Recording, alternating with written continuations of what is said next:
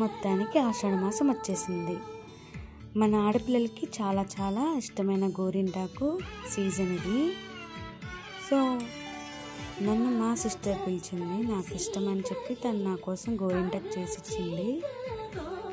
నేను కూడా పెట్టేసుకున్నాను. ఎంతమందికి మెహందీ కంటే గోరింటాకు ఇష్టమో చెప్పండి. ప్రాసెస్లోకి వచ్చేద్దాం. నేను మా సిస్టర్ గోరింటాకు కోసుకుంటాకు వెళ్ళాం. గోరింటాకు మొత్తం తెచ్చేసాం. అవన్నీ ఇలా తీసేసుకోవాలి కదా, మొత్తం తీసేసుకున్నాం. కానీ తీసేటప్పుడు ఎప్పుడు పెట్టుకుంటానా అని చెప్పేసి వెయిట్ చేశాను. నాకు చాలా అంటే చాలా ఇష్టం అండి.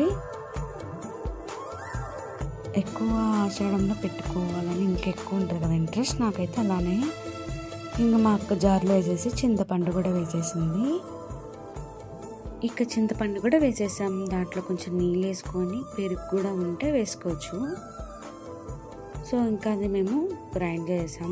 ఎక్కువ ఆకులు తీసుకున్నాం కాబట్టి కొద్దిగా మిక్సీలో వేసుకొని గ్రైండ్ చేస్తున్నాం మేము. ఇంకా దీన్ని ఇంకా గ్రైండ్ చేసుకుంటున్నాం. తర్వాత మూత తీసి కొంచెం నిమ్మకాయ పిండుకున్నాం.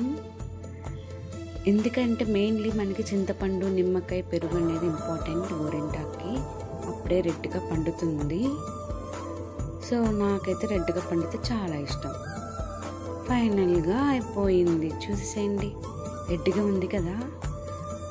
అండ్ మీకు ఒక డ్రీమ్ ఉందా? నాకైతే ఒక డ్రీమ్ ఉంది. మా డాడీతో నేను గోరింటాకు పెట్టించుకుంటాం. అది నా పెళ్లి తర్వాత జరిగింది. నేనైతే చాలా హ్యాపీగా ఫీల్ అయ్యాను. సరే, గోరింటాకు ఒక స్టోరీ ఉంది, అదేంటో తెలుసుకుందామా? పార్వతీదేవి తన బాల్యంలో తన చెల్లులతో వనంలో ఆటలాడే సమయాన్న రజస్వల అవుతుంది. ఆ రక్తపు చుక్క నీళ్ల తాకినంతనే ఓ ముక్క పుడుతుంది. అదే సమయంలో తండ్రి పర్వతరాజు సతీ సమేతంగా వస్తాడు. అంతలోనే ఆ చెట్టు పెద్దగా పెరిగిపోతుంది. అప్పుడు పార్వతి ఆ చెట్టు ఆకు కొయ్యగా ఆమె వేళ్లు ఎర్రగా అవుతాయి. అయ్యో, బిడ్డ చేయి కందిపోయిందని అనుకునే లోపు పార్వతీదేవి నాకు ఏ విధమైన బాధ కలగలేదు, పైగా చాలా అలంకరంగా అనిపిస్తుంది అంటుంది. అప్పుడు పర్వతరాజు ఇకపై స్త్రీ సౌభాగ్యం చిహ్నంగా ఈ ఆకు మానవ లోకంలో ప్రసిద్ధమవుతుంది. స్టోరీ విన్నారా? నేను కూడా వినేశాను. చూసారా, బౌల్లోకి తీసేసుకున్నాం గోరింటాకు. ఇప్పుడు ఎంత రెడ్గా పండిందో చూడండి. నాది, మా సిస్టర్ది. ఫైనల్గా చెప్పండి, ఎంతమందికి ఇలా గోరింటాకు రెడ్గా పండితే ఇష్టమో నాకు కామెంట్ చేయండి.